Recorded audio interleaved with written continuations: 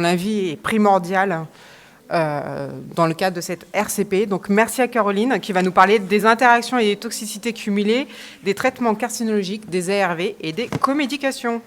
Merci. Merci beaucoup Marianne, merci pour m'avoir proposé effectivement donc, de ce topo pour cette journée sexualité.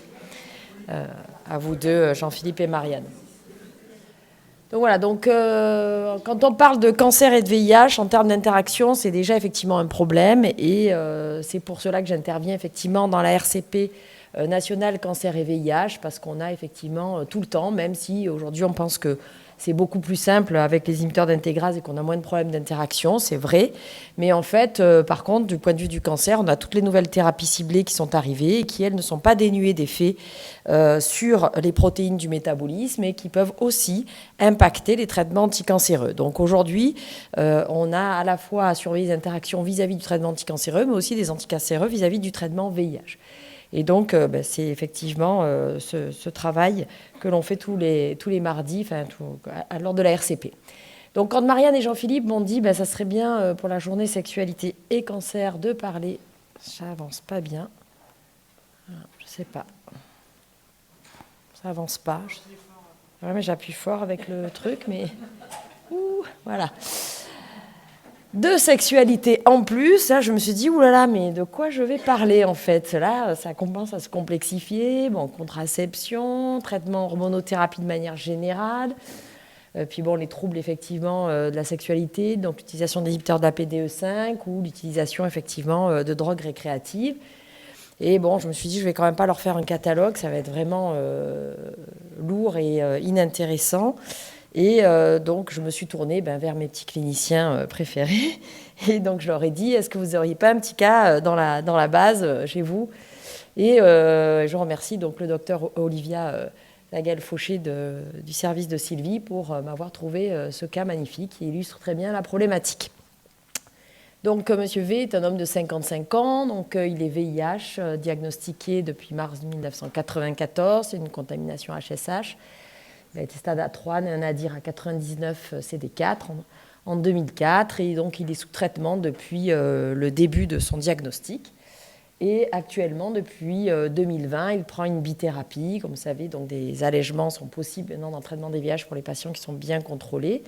Donc par dolutegravir rilpivirine, qu'il prend le matin. Il y a une très bonne tolérance, une très bonne observance. Et ce monsieur, comme vous le voyez sur son dernier bilan, est très bien contrôlé avec une charge virale indétectable, un taux de CD4 tout à fait honorable, à 597, vu d'où il est parti. Par contre, on note un IMC assez bas, 18,4, et un DFG normal, fonction rénale normale, des antécédents, et notamment donc, une fracture de la clavicule gauche sur un AVP en 2017 qui a fait mettre en place un suivi là-dessus et qui a permis de diagnostiquer effectivement lors d'une IRM de suivi un cancer donc, de la prostate métastatique avec une métastase au niveau vertébral diagnostiqué donc, en 2018 sur IRM. Donc il a été traité initialement ce patient à Nouméa, je pense qu'il vivait là-bas, il a eu une hormonothérapie je ne sais pas quoi et 10 séances de radiothérapie.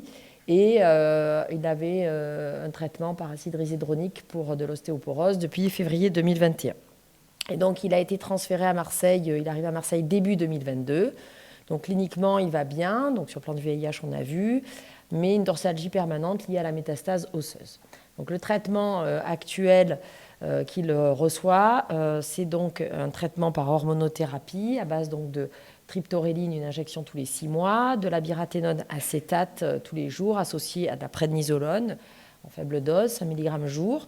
Dans ses comédications, il a aussi de la pravastatine et puis il a du clinutrène, donc 200 ml par jour par rapport à sa dénutrition. Et il est en attente éventuellement d'une injection d'acide zolédronique pour la métastase osseuse.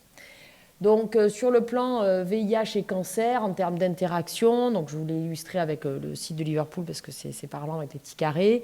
Dolutegravir rilpivirine, c'est un traitement vraiment bien toléré et aussi avec un bon profil d'interaction médicamenteuse. Il y a peu d'interactions, ce n'est pas des traitements qui vont impacter l'hormonothérapie.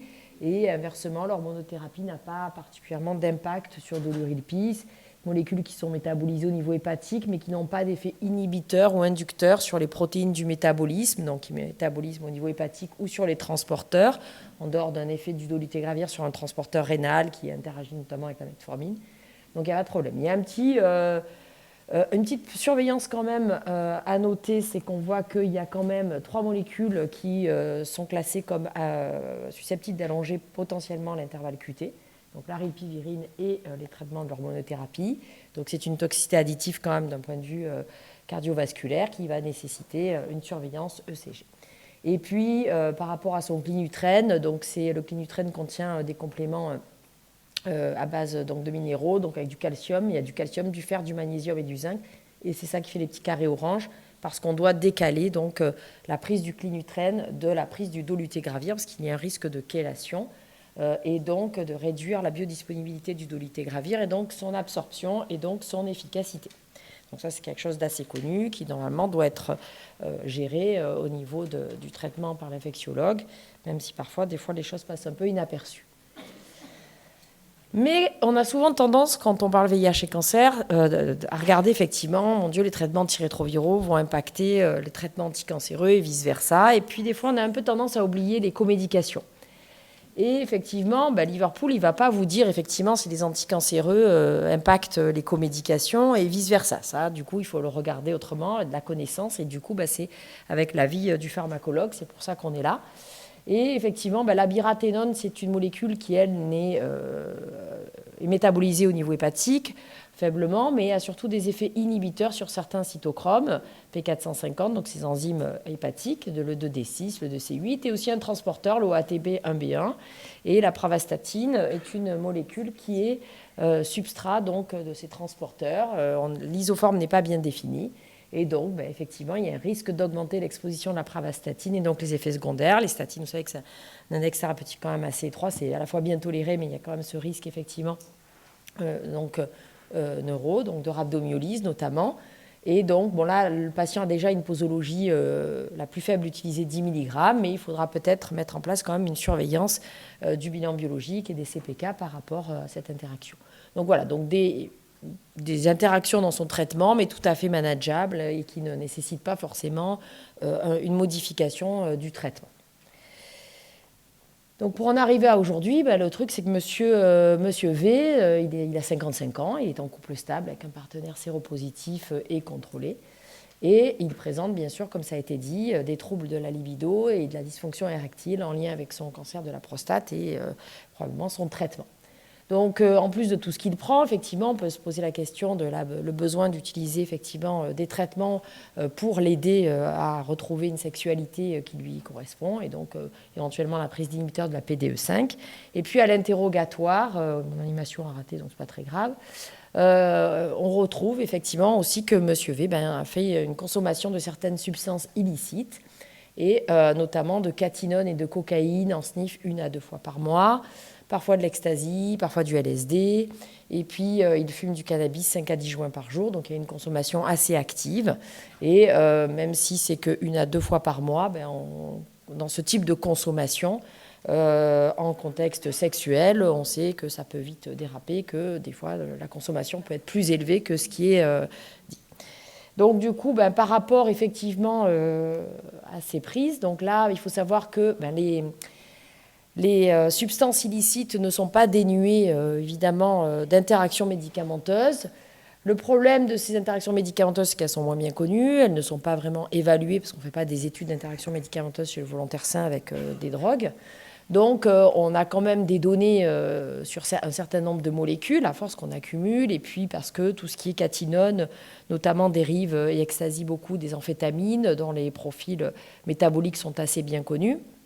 Et donc, on sait que l'ecstasy ou les catinones, là j'ai mis la méphédrone, mais d'une manière générale, que ce soit la 3-mec, 4-MMC, etc., 3-MMC, sont tous des molécules qui sont fortement métabolisées par le cytochrome 2D6, et également d'autres cytochromes, et qui sont des molécules qui peuvent entraîner des toxicités cardiaques non négligeables.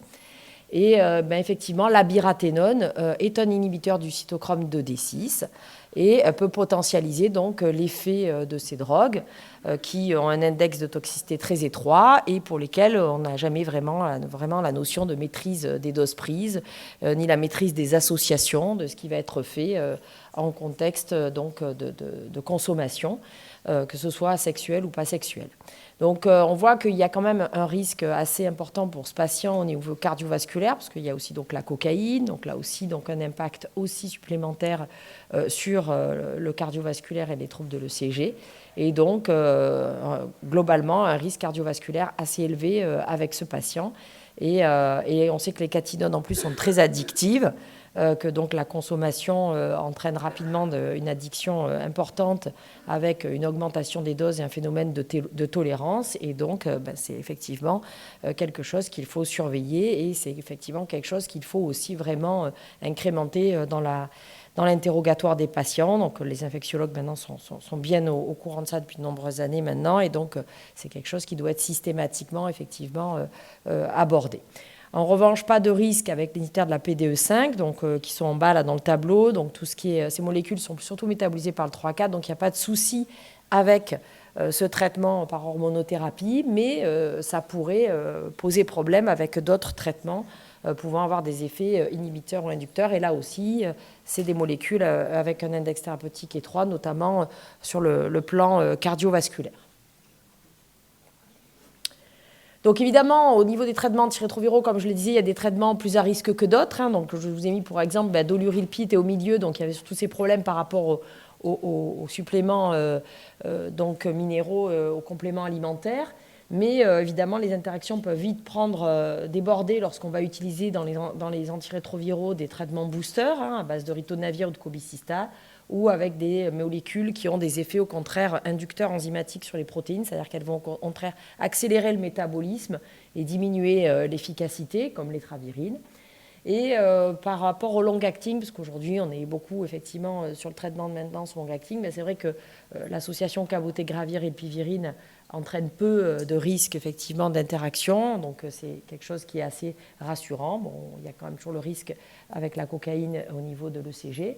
Et il faut faire attention avec le lenacapavir. Alors c'est vraiment une niche, mais c'est vrai qu'on en parle souvent aussi maintenant en RCP parce que parfois on a des patients qui sont très multimutés, c'est très compliqué, il n'y a pas beaucoup de traitements possibles. Des fois il y a encore des IP boostés qui traînent et qu'on a du mal à enlever.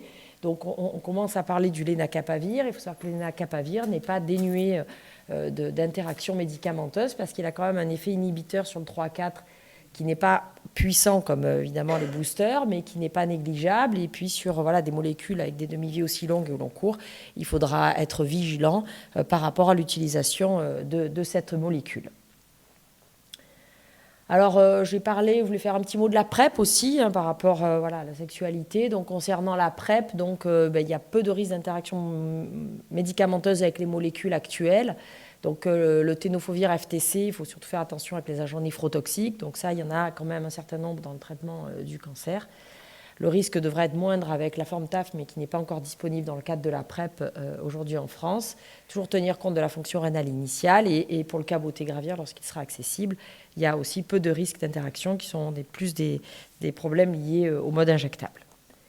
Donc voilà, pour retenir les messages sur les interactions médicamenteuses, en fait, il faut ne pas se limiter, ne pas faire un focus sur le traitement VIH et anticancéreux uniquement, mais toujours penser à regarder le bas-côté, en fait. Et ça, souvent, à la RCP, on le voit, c'est assez bien renseigné, donc les interactions associées. Souvent, on se dit, on est tranquille parce qu'on est sur des molécules comme les inhibiteurs d'intégrase où il n'y a pas de problème. Mais il faut faire attention aussi au fait que le risque peut venir des anticancéreux. Il y a beaucoup de thérapies ciblées qui ont des effets inhibiteurs ou inducteurs enzymatiques. Et ça peut déstabiliser effectivement le traitement VIH. Le patient le tolérait bien, puis tout d'un coup, il a des effets secondaires. Tout d'un coup, il n'est pas très bien.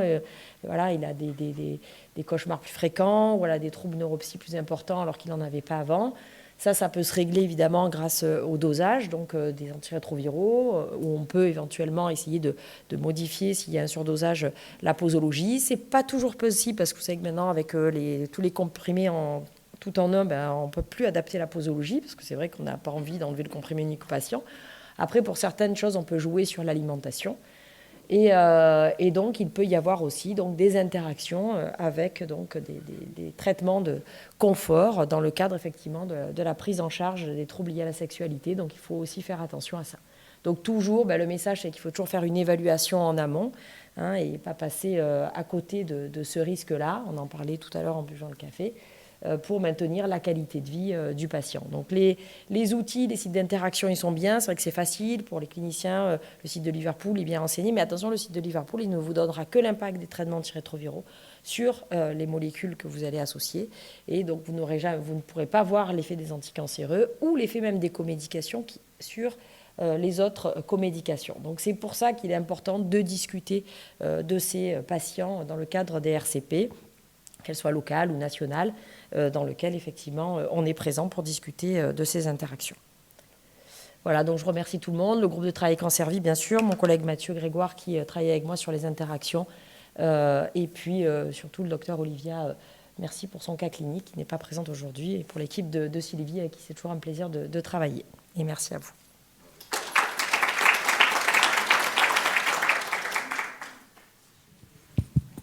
Ok, merci. Nous avons trouvé la comédication un problème si le patient ne prend pas les médicaments anti-VIH en dehors de services publics parce que pour craindre des découvertes inattentives de VIH status et aussi pour des craintes de stigma. Comment vous faites cette situation? Je n'ai pas bien compris donc, pour le... Quand les patients ne prennent pas leur traitement en dehors de Vous n'avez pas accès au traitement, à la composition du traitement? C'est quand les patients ne prennent pas leur traitement en dehors du milieu hospitalier. Ils ont un médecin qui les suit. Si j'ai bien compris, la question c'est quand le patient ne prend pas son traitement ARV en dehors du milieu hospitalier, quels sont les moyens d'action en gros?